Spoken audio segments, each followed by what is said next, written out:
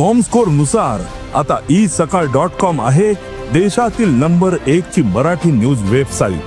प्रत्येक अपडेटसाठी isakal.com ला नक्की भेट द्या। अण्णाला एक्सप्रेस हायवे संपतो ना तिथं 2 वाजता बोलवलं आणि त्याला म्हणलं हे हा एबी फॉर्म आणि उद्या 11ला पहिला जा आणि एबी फॉर्म भरून राष्ट्रवादीचं तिकीट म्हणून तू भरून टाक। अहो ते जाहीर तर शिलवंतला झालं, तुला काय करायचंय बाकीचा, तू फॉर्म भर। फॉर्म भरायला लावला, ती सुलक्षणा गेली 11:15ला, ते म्हणले राष्ट्रवादीचा फॉर्म आला। तुझा कसा राष्ट्रवादीचा फॉर्म? मी पक्षाचा एक कार्यकर्ता होतो, परंतु जयंतरावांनी मला एबी फॉर्म 1-2 जास्त दिले। अध्यक्ष महोदय, मी रात्री 12ला निघालो, अण्णाला एक्सप्रेस हायवे संपतो ना तिथं 2 वाजता बोलवलं आणि त्याला म्हणलं हे हा एबी फॉर्म आणि उद्या 11ला पहिला जा आणि एबी फॉर्म भरून राष्ट्रवादीचं तिकीट म्हणून तू भरून टाक। अण्णा म्हणलं असं? अहो ते जाहीर तर शिलवंतला झालं, तुला काय करायचंय बाकीचा, तू फॉर्म भर।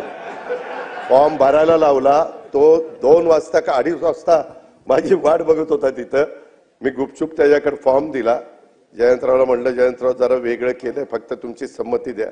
काय केलं असेल तर ते आई संमती, पण माझं नाव सांगू नका, बरं नाही म्हणजे सांगतो। त्याच्यामध्ये त्या पद्धतीनं अध्यक्ष महोदय त्याला उमेदवारी दिली, ती सुलक्षणा गेली 11:15ला, ते म्हणले राष्ट्रवादीचा फॉर्म आला। तुझा कसा राष्ट्रवादीचा फॉर्म?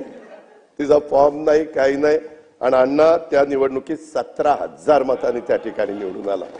आणि अध्यक्ष महोदय, मला सभागृहाला सांगायचं, विशेषतः राष्ट्रवादीच्यांना, तुमच्या मागच्या बसले त्यांना, की त्यावेळेस अण्णांनी माझं ऐकलं, राष्ट्रवादीचा एबी फॉर्म भरला म्हणून त्या ठिकाणी बरं झालं। त्यावेळेस आमदारांना, आज विधानसभेचा अध्यक्ष तो होतोय, राजकारणात माझं ऐकलं तर कुणाचं किती भलं होतं ते बघा। ते आता बऱ्याच जणांच्या लक्षात आलं असेल।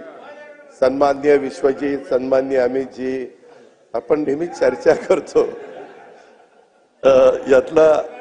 यातला गमतीचा भाग जाऊ द्या। महाराष्ट्रातील सर्व बातम्यांचे विश्वासार्ह व्यासपीठ, सकाळच्या सर्व सोशल मीडिया प्लॅटफॉर्मला लाईक, फॉलो आणि सबस्क्राईब करा। तसंच सर्व नोटिफिकेशनसाठी बेल आयकॉन प्रेस करायला विसरू नका।